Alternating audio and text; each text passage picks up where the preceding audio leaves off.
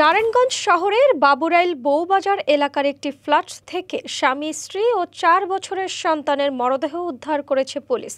সোমবার সন্ধ্যায় দরজা ভেঙে তাদের মরদেহ উদ্ধার করা হয়। নিহতরা হলেন হাবিবুল্লাহ শিপলু, তার স্ত্রী মোহিনী আক্তার মিম ও ছেলে আফরান।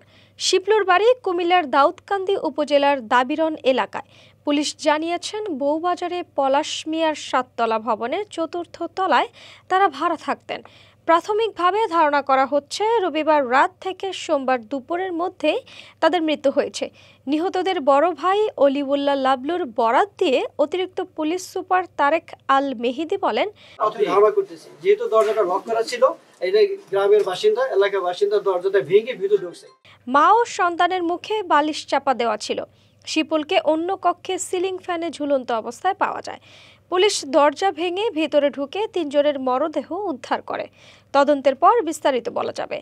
তারেক আল মেহেদি বলেন, হাবিবুল্লাহ শিপলু একটি সমিতির ম্যানেজার হিসেবে কর্মরত ছিলেন। সমিতির মালিক গ্রাহকের টাকা আত্মসাৎ করে পালিয়ে যায়। পরে গ্রাহকরা মালিক ও ম্যানেজার শিপলুর বিরুদ্ধে মামলা করে। সেই থেকে তিনি হতাশাগ্রস্ত হয়ে পড়েন। ধারণা করা হচ্ছে হতাশাগ্রস্ত থেকেই আত্মহত্যার পথ বেছে নেয় শিপলু। এ বিষয়ে পুলিশ তদন্ত শুরু করেছে।